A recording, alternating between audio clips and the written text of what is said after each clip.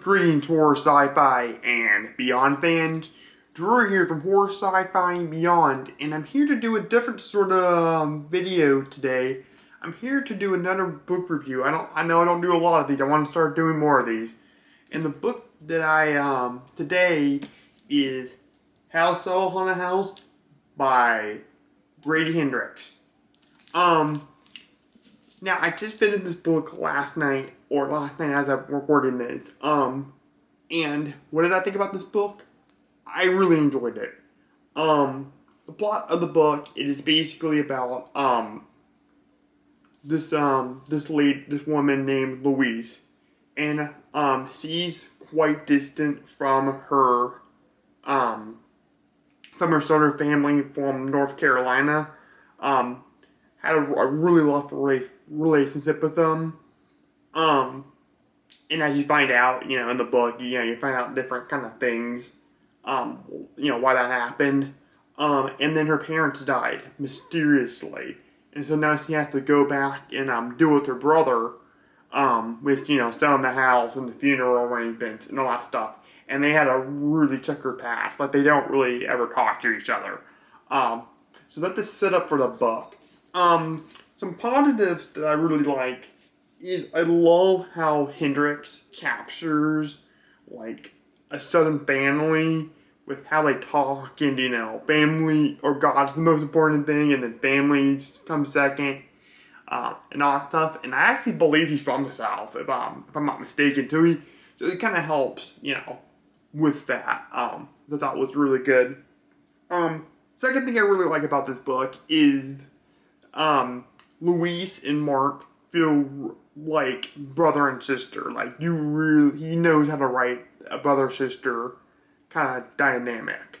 Especially a brother and sister that that don't really talk to each other. And, they have their baggage between them two. And again, don't want to spoil the book, but there's a whole backstory, with that. Actually, several things, several events, in their past, kind of affects where the relationship is now, after reading the book. And the third thing I really liked about this book was, the theme of your past, coming to haunt you. And a lot of, like, supernatural, like, ghost, haunted house kind of story, definitely deals with that. But this dealt with that in a very unique way, I felt like. There's a whole subplot with puppets, and I think that might be spoiling it a little bit too much. But no, I thought that was really interesting. It was definitely different. And I guess with the whole puppet thing, I can go into my mixed aspect. And there was two chapters where the character Mark kind of explains his backstory, and I liked it. It was very off the beaten path from the rest of the book. I think because it came out of such left field, I kind of wish they would have kind of referred back to it, or it would have connected to the end of the book, because it took a huge chunk of the story. But it was still interesting. It was really crazy, especially that second chapter that this is part of. Like, it was complete just chaos, and it was real.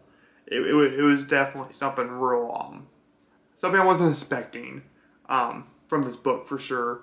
But yeah, I wish we would refer back to it. And for negative goes, like, I really don't. Like, there's really was nothing that I actually just hated in this book. And for the most part, it was great. So definitely check it out. And I would give this book, I would give House of the Haunted House by Grady Hendrix a 4.5 out of 5.